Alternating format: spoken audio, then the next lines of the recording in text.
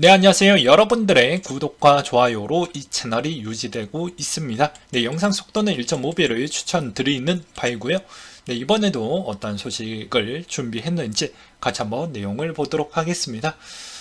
네, 바이든 지지율 고심, 파월 앨런과 물가 회동을 했다. 나는 중요한 일을 방해하지 않을 것이다. 연준은 두 가지 책임이 있다. 하나는 고용과 물가 안정.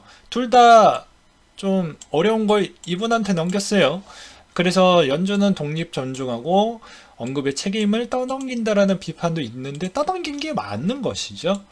최근에 이제 변화는 연준 위원들에 따른 변화가 좀 생겼습니다. 보게 되면 자, 요렇게 네 명이 이번에 교체가 되었는데요. 이 두 명은 기존에 계속 유임이 되어가고 있는 실정입니다.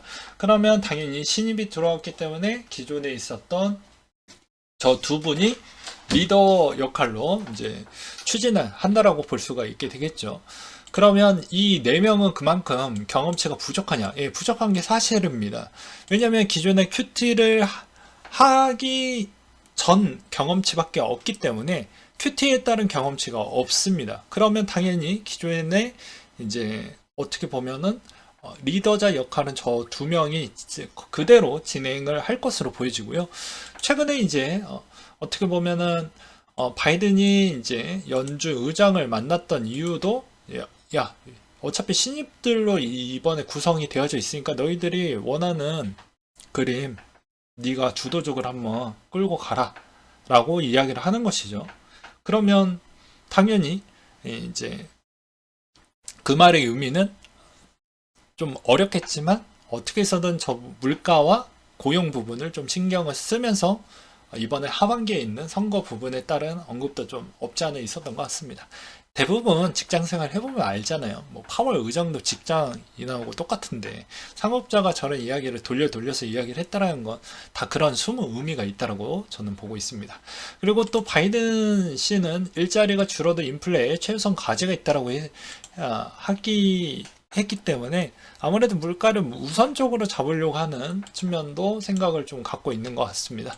그렇기 때문에 그만큼 물가가 우리한테 미치는 영향제가 꽤 클 것이다. 그래서 투자 부분으로 보았을 때도 생각보다 고민을 좀 많이 해볼 필요성이 있겠다라고 정리를 좀 드리고 싶거니와, 그리고 6월부터 8월달까지 매달 475억 달러씩 줄어들게 되고요. 9월에서 12월까지 매달 950억 달러씩 해서 연간 최대 640조 원 규모가 줄게 되고요. 내년에도 계속 진행이 된다라는 점에 포인트를 가져보시는 게 맞을 것 같습니다. 제가 왜 이런 내용을 강조를 드리는 메시지는 무엇이냐면요. 다 이유가 있는 것입니다. 이건 전체 투자 시장에서 이제 돈이 계속 재투자하는 방식이 아니라 회수하는 형태이기 때문에 여기에서도 만기에 돌아오는 국채 MBS 나는 회수한다. 재투자하지 않고 회수한다. 저번에도 그 시나리오 1, 2, 3가 있었죠. 약, 중, 강인데 그나마 약으로 지금 가져가고 있다라고 보시면 될 것 같습니다. 그러면 이거 회수되는 물량이 약으로 가져갔냐? 기존보다 더 강력하게 해야 되지 않겠냐라고 볼 수도 있겠지만 기존에 만기가 돌아야 하는 게 또 절묘한 타이밍에 맞아 떨어지기 때문에 굳이 그렇게 세게 할 필요성이 없다라고 보는 관점입니다. 네, 전문가 의견 분들도 다 그렇게 생각을 하고 있고요. 그래서 전체 투자 시장 부분에서 회수되는 물량이 있으면 코인도 그게 뭐 비껴 나갈 수가 있냐? 그렇진 않거든요. 그래서 모든 투자 시장에 미치는 영향력가 강하다라고 표현을 좀 드리고 싶었고요. 그 다음에 미국의 CPI와 PCE 추이도 생각보다 이제 고점에서 살짝 내려왔던 부분을 볼 수가 있게 되겠습니다. 이것으로 이제 시장의 안정화를 좀 끼쳤다 라고 이제 표현하시는 분들도 있겠지만 아니다. 아직은 좀 더 지켜봐야 된다 라고 볼 수가 있게 되겠죠. 왜 우리가 이런 내용 중요한 이유는 금리에 따른 속도를 에 따라서 좀 봐볼 필요성이 있으니까 그런 이야기를 하는 것이고요. 그 다음에 이제 에너지 부분을 보게 되면 러시아를 제외하고 원유 증산에 따른 검토를 해보겠다라고 하는데 글쎄요. 이게 얼마나 효과를 줄지는 좀 더 봐야 될 것 같습니다. 그리고 연준의 베이스북에서도 일부 지역에서 성장 속도가 느려졌다라는 이야기를 또 하기도 했었거든요. 연준 쪽은 항상 확인하고 가려고 하는 습성이 이때까지 많이 보여주었기 때문에 이번에도 똑같이 확인하고 가려고 하는 모습을 보여줄 것이다 라고 생각을 하기도 했습니다. 그래서 미국의 투자자들은 이제 야, 위험한 거 집어치우고 이쪽 국제펀드 쪽으로 역대급, 역대급입니다. 여기에 포인트는 역대급이에요. 역대급으로 투자를 들어갔다는 건 전체 주식, 코인, 부동산 부분 다 제끼고 국채 쪽으로 돌아가는 게 맞다 라고 지금 분위기가 그렇게 잡혀가고 있다라는 것이죠.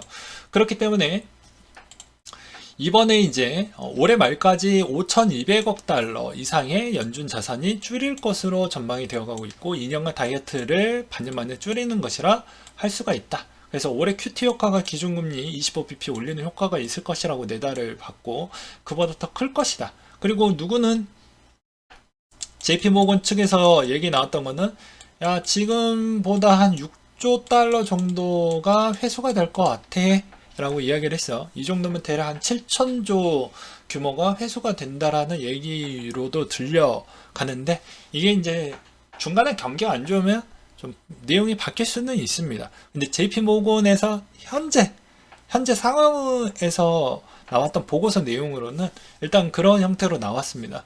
그러면 당연히 이제 여기에서도 뭐 코인이 있고 그 다음에 뭐 부동산이 있고 주식이 있다라고 칩시다. 그냥 단조롭게. 그럼 여기서 나왔던 물량에서 7천조를 뭐 정량화해서 뭐 나누기 3 이렇게 나누기 4 이런 형태로 보면은 좋겠지만 그렇지는 않잖아요. 그래서 실질적으로 어디에서 더 많은 자금이 빠져나갈지는 모른다. 근데 우리는 확인 되는 포인트는 무엇이냐? 어차피 자금이 빠져나가는 건 맞다라고 볼 수가 있는 것이죠. 그래서 그 점을 좀 보시고 그 다음에 이제 여기서도 세 가지 카드가 한꺼번에 써져 가고 있다. 자, 첫 번째는 금리, 두 번째는 QT, 세 번째는 M2를 축소하는 카드까지 쓰고 있기 때문에 그냥 간단하게 얘기하면 통화량 자체에 있는 흐름이 별로 좋지 않고 그 다음에 자금도 회수를 하고 있는 시점이기 때문에 여기에서 이제 주로 이야기하는 건 그런 거예요. 대부분 이제 코인에 중독하시는 분 또는 투자자에 중독이 되어져 있으신 분들이 간혹 많습니다. 그래서 좋은 것만 듣고 나쁜 건 듣기 싫고 그리고 내가 듣기 싫은 소리 딱 눈 닫고 귀 닫고 하시는 분들이 있어요. 그래봐야 본인 수익률이 좋아집니까? 그렇지는 않죠. 본인한테 좀 쓴소리 하는 이야기도 들어보고 좋은 소리 하는 이야기도 들어보고 해서 내 머릿속에서 내용 정리하고 결정하면 되는 것입니다. 근데 한쪽에 치우쳐져 있는 내용만 들어보면 그게 오류와 문제가 발생을 하고 나중에 뒤에 가서 후회해봐야 의미가 없다라는 것입니다. 그렇기 때문에 우리는 성인이 됐기 때문에 좀 더 현명하고 지혜롭게 투자를 한다고 하면 양쪽 이야기를 다 들어볼 생각을 가져봐야 되는데 일부 코인 투자자분들은 내 심리가 불안전하기 때문에 일단 심리적 불안감을 안정화시키기 위해서는 일단은 묻지마 그리고 되게 뭐 종교적인 성향들처럼 그런 성향을 가지면서 또 투자에 임하신 분들도 간혹 있더라고요. 그건 결코 투자 스타일의 독이지 득이 되진 않습니다. 이런 이야기를 좀 드리고 싶었고요.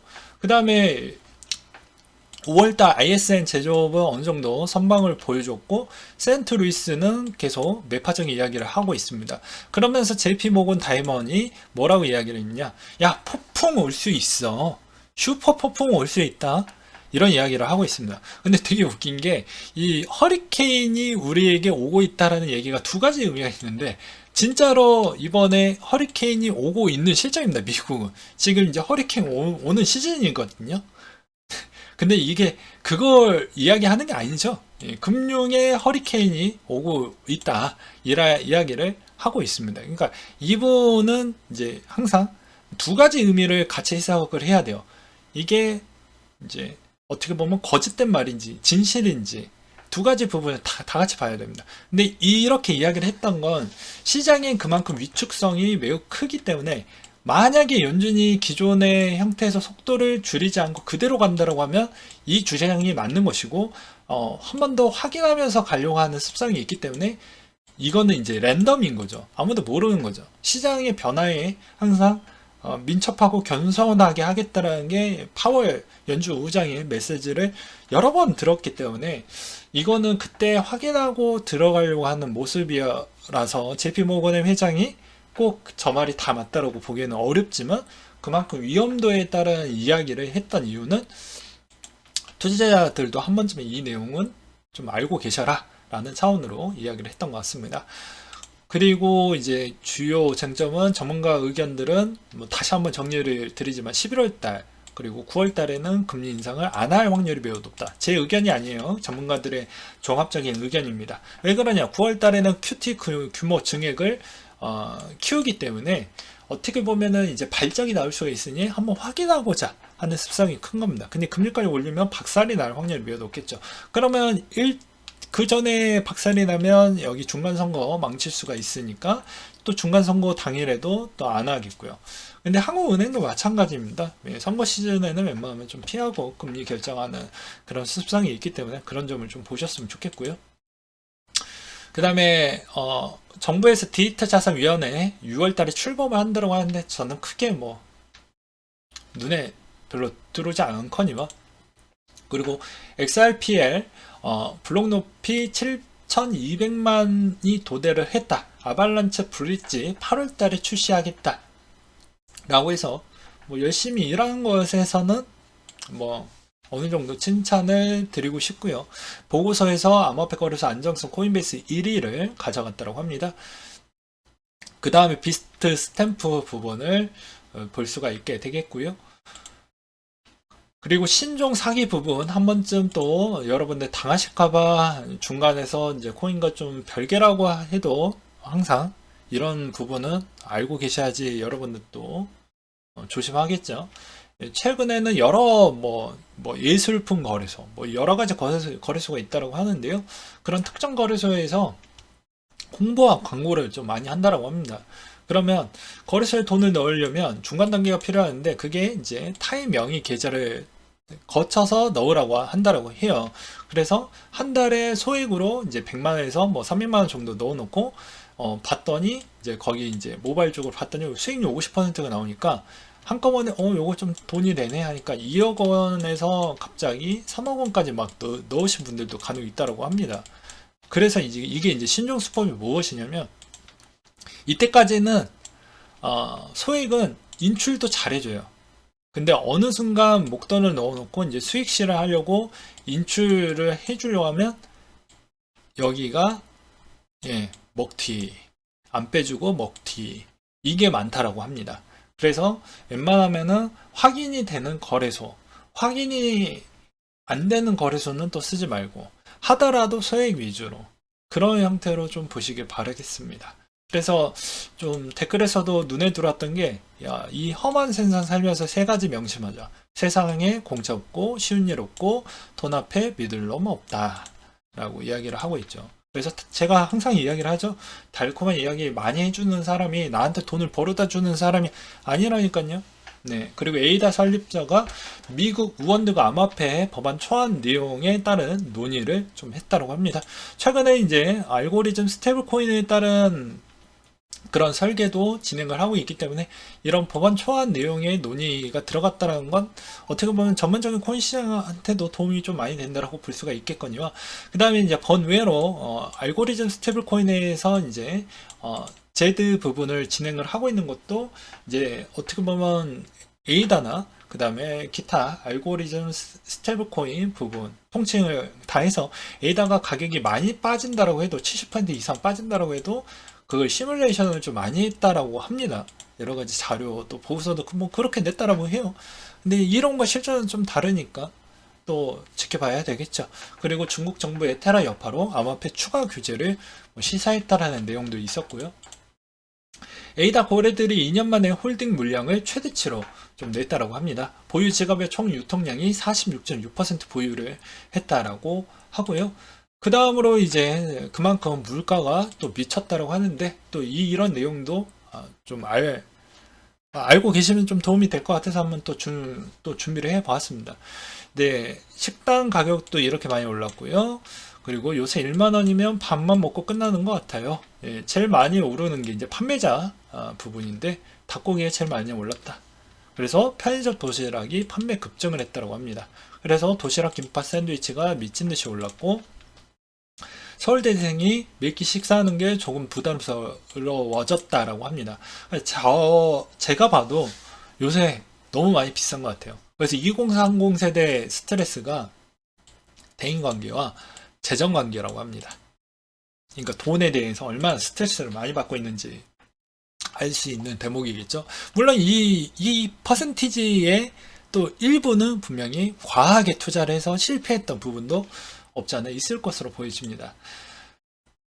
고래가 이번에 2년 만에 최저 수치에 도래를 했다라는 부분이 조금은 긍정적일 수도 있게 되겠고요. 그리고 주간 RSI가 역대 세 번째로 낮은 값을 보여주고 있기 때문에 이제는 거의 저점에 다다르지 않느냐라는 그런 의견도 있기도 했습니다. 그리고 돈 버는 게임 호용에 오락가락 한다고 했는데, 제가 저번에도 말씀드렸다시피 이건 절대 국내에서는 희망 회로를 풀로 돌려봐야 의미 없다라고 이야기를 했습니다. 왜 그러냐? 여러분들 저희 다 형 누나분들이 거의 다 많이 계실 텐데, 거의 다 자녀분들도 계실 겁니다. 근데 이중적인 생각을 많이 가지고 계실 거예요. 나는 투자도 하고 싶으면서 수익도 가져가고 싶어. 근데 반대로 보게 되면은 우리의 자녀가 이런 게임 쪽에서 이런 사행성은 싫어. 그래서 학부모 마인드 쪽으로 둘 중에 하나를 무언가를 포기를 할래 라고 하면 아이한테 좀 더 집중을 하고 있다. 그래서 게임위원회 쪽에서 절대로 불허하기 때문에 이걸 할 수가 없습니다. 예, 절대로 불가능한 거. 그럼 학부모를 이겨야 되는데 그 설득하기가 좀 쉬울 것 같습니까? 불가능하다라는 것이죠. 근데 이것도 팩트가 학부모가 저렇게 이야기할 수 있을 만한 자료로 밀어붙이면 뭐 좀 불허할 확률이 매우 높은 이유 중에 하나는, 팩트는 그거예요.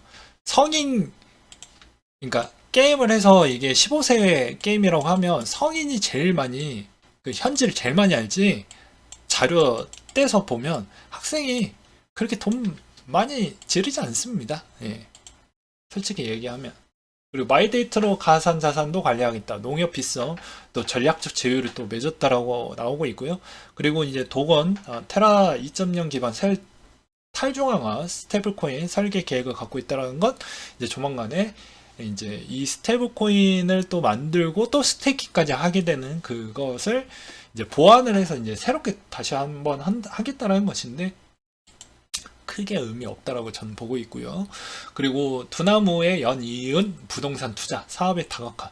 그러니까 여러분들 아셔야 되는 게, 업비트가 왜 이런 부동산 쪽으로 가는 건 거래소에 있는 이 사이클 국면. 예. 시장이 좋을 때, 시장이 나쁠 때. 그러니까 이걸 분산화시키기 위해서 건물 투자 미친 듯이 했어요. 그래서 요새는 리츠 쪽에 참여하는 방안을 검토를 하고 있다. 네, 여러분들이 그렇게 힘들게 수수료로 기부를 해줬던 걸 과거 작년에도 미친듯이 삼성 코에스에다가 건물을 따닥따닥하게 사줬던 부분을 볼 수가 있게 되겠고, 빗선도 마찬가지라고 볼 수가 있겠죠. 그리고 최근에 솔라나에 따른 또 여러가지 버그가 있다고 합니다. 듀러블 논스 트랜잭션이라고 하는데요.